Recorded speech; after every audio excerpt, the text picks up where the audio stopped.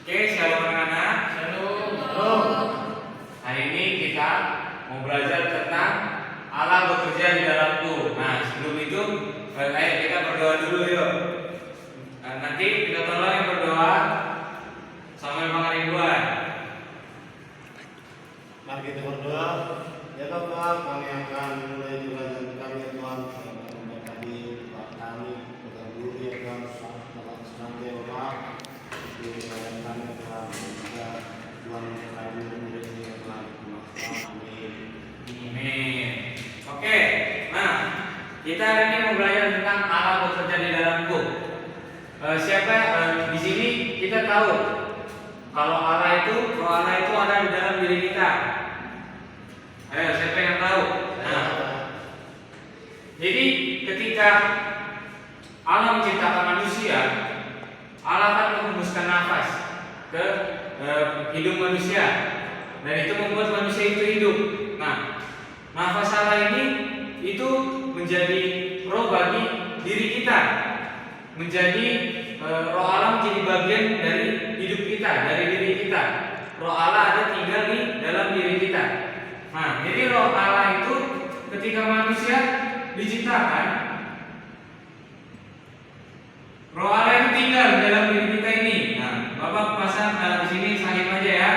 Nah, oke, selanjutnya itu, nah, jadi ini ada ayat Alkitab. Di sini ada 1 Yohanes 4 ayat 4b. Ayo kita baca bersama-sama. Ayo kita baca bersama-sama 1 Yohanes 4 ayat 4b. 1, 2, 3. Sebab roh yang ada di dalam kamu lebih besar daripada roh yang ada di dalam dunia. Nah, sebab roh yang ada di dalam kamu. Jadi ketika roh Allah itu sudah menjadi bagian dalam diri manusia, itu tinggal di dalam diri manusia, itu lebih, roh Allah itu lebih besar. Tentu kita tahu Allah itu merupakan pencipta dunia ini. Dia merupakan pribadi yang maha kuasa, dia berkuasa atas ciptaan-ciptaannya. Tentu dia lebih hebat dari segala yang ada di dunia ini. Nah, namun ketika manusia jatuh dalam dosa, manusia ini menjadi rentan dengan keberdosaan. Jadi ketika manusia jatuh dalam dosa itu dia rawan atau dia sangat mudah untuk melakukan sesuatu yang jahat. Ayo, siapa di sini yang habis melakukan dosa tadi pagi? Dosa apa? Ya, berdoa. Berdoa apa? berdoa. Bapak berdoa. Kalau giliran apa? Tidur waktu doa apa? Waduh. Oke, nah, jadi ketika kita itu manusia sudah jatuh dalam dosa, kita menjadi rentan untuk atau mudah melakukan dosa. Nah, karena itu kita butuh roh Allah tetap tinggal di dalam diri kita. Kita harus menjaga roh Allah itu ada dalam diri kita. Nah, roh Allah yang ada di dalam diri kita itu kita harus menjaganya. Ada yang tahu dengan cara apa aja? Ayo Gideon, berdoa. Habis itu apa lagi? Yang lain? Mendengarkan firman. Mendengarkan firman. Baik, Pak. Sering ibadah. Nah, itu kita menjaganya dengan itu. Kita menjaga roh Allah dalam diri kita itu dengan menjaga hubungan kita dengan Allah itu tetap terjalin secara dekat. Nah, roh Allah yang ada dalam diri kita ini lebih besar daripada roh yang ada dalam dunia. Misalnya, roh yang ada dalam dunia, siapa di sini yang takut hantu? Tidak, Pak. Gak ada yang takut hantu, bagus. Nah, biasanya kita ada tuh kalau pas masih kecil kita takut tempat gelap, kita takut hantu. Nah, kita harus ingat kita itu roh Allah itu ada dalam diri kita. Jadi kita nggak boleh takut sama roh-roh yang ada dalam dunia ini, roh-roh ketakutan, roh-roh jahat itu kalah sama roh Allah yang ada dalam diri kita. Nah, selanjutnya ini ada 1 Petrus 5 ayat 8. Ayo kita baca bersama-sama dalam hitungan ketiga. 1, 2, 3. Lawanmu si iblis berjalan keliling sama seperti singa yang mengaum-ngaum dan mencari orang yang dapat ditelannya. Nah, di ayat ini kita diingatkan bahwa kita harus sadar. Sadar akan apa? sadar bahwa lawan kita si iblis, dia selalu mengintai kita, dia selalu mengawasi kita. Jadi kita harus waspada supaya kita tidak jatuh dalam dosa. Iblis mencari kesempatan untuk menjatuhkan kita dalam dosa, menggiring kita untuk menjauh dari hubungan kita dengan Allah. Nah, karena itu kita harus sadar, dan gak cuma sadar aja, kita juga harus berjaga-jaga. Jadi kita jangan cuma sadar, kita tahu oh iblis itu akan menjatuhkan kita, tapi kita juga harus berjaga-jaga. Kalau kita cuma sadar aja, kita nggak berjaga-jaga, sama aja bohong. Nah, kita harus berjaga-jaga dengan cara tetap menjalin hubungan yang dekat dengan Allah. Jangan kendor dalam menjalin hubungan dengan Allah. Nah, di sini ada 3 takut. Seringkali kita banyak takut yang ada di dalam dunia ini kan. Tetapi kayak misalnya fobia itu kan ada banyak tuh di dunia ini. Nah, di sini Bapak ambil 3 takut yang paling sering dialami sama manusia.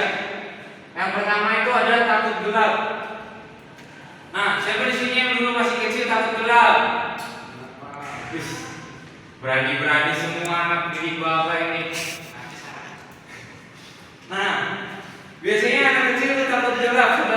Saudaranya Bapak ada yang takut gelap. Jadi biasanya kalau takut gelap itu untuk pergi ke tempat-tempat yang gelap atau tidur sendiri, lampunya dimatiin itu nggak berani. Nah, kita nggak boleh kayak gitu.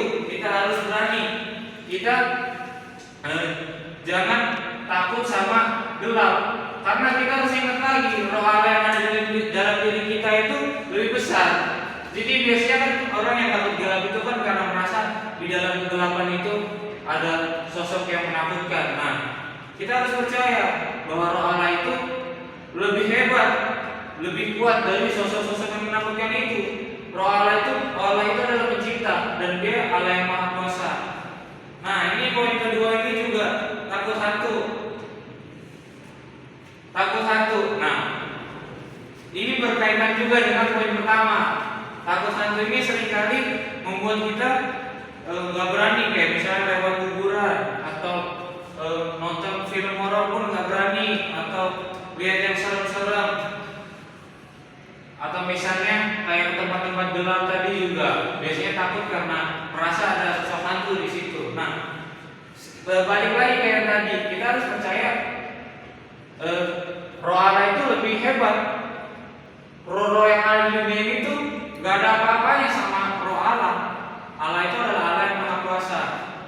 Nah, poin ketiga ini yang seringkali kita alami.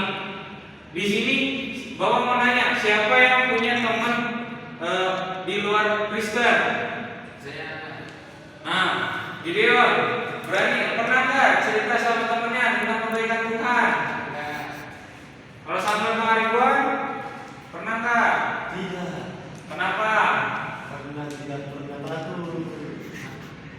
Nggak pernah ditanya, Pak. Oh, nggak pernah ditanya. Oke, nah kita harus berani, jangan takut bersaksi. Jangan takut bersaksi. Kita udah mengalami kebaikan Tuhan. Kita udah diselamatkan nih. Jadi dalam iman kekristenan kita melakukan kebaikan atau kita selamat itu bukan karena kita melakukan kebaikan, tetapi keselamatan yang kita peroleh itu adalah karya anugerah Allah bagi kita, orang-orang yang percaya kepadanya. Nah, karena kita sudah diselamatkan dan kita dibantu Allah di dalam kehidupan kita, oleh karena itu kita harus tetap bersaksi. Kita menceritakan nih bagaimana proses yang kita alami dan bagaimana pertolongan Tuhan dalam kehidupan kita. Oke. Nah, di sini ada pengingat, reminder. Di sini Bapak mengingati kita, roh Allah itu menguatkan kita dan bekerja di dalam kita.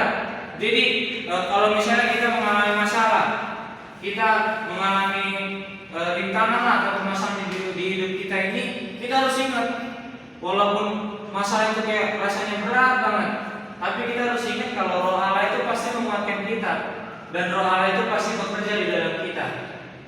Dan kita itu nggak sendiri, ada Roh Allah. Nah, karena itu nih di sini ada 2 poin. Yang pertama itu berkaitan dengan tadi. Yang pertama, jangan takut hantu dan takut gelap, karena Roh Allah itu berkuasa. Nah, yang kedua itu berhenti takut untuk bersaksi tentang kebaikan Tuhan. Kita sebagai saksi-saksi Allah, kita sebagai orang percaya, kita harus bersaksi tentang kebaikan Tuhan, supaya kesaksian kita itu bisa menjadi berkat bagi orang lain dan bisa menyelamatkan orang lain juga. Nah, pembelajaran kita sampai di sini. Oke, kita mau berdoa. Ayo yang berdoa, Ronald.